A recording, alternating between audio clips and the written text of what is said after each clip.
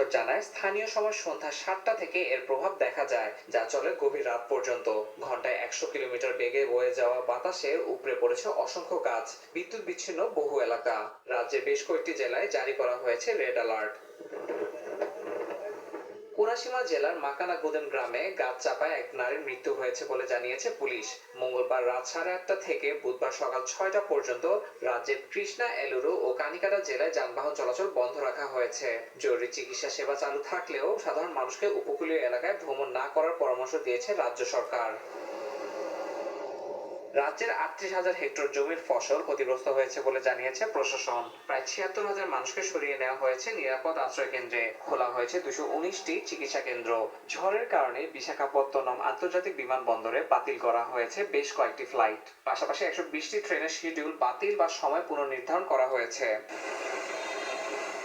প্রতিবেশী ওড়িশাতেও ভারী বৃষ্টিতে বিপর্যস্ত ১৫টি জেলা। গঞ্জাম, গজপতি ও রায়গড়াতে দেখা দিয়েছে ভূমিধস। এই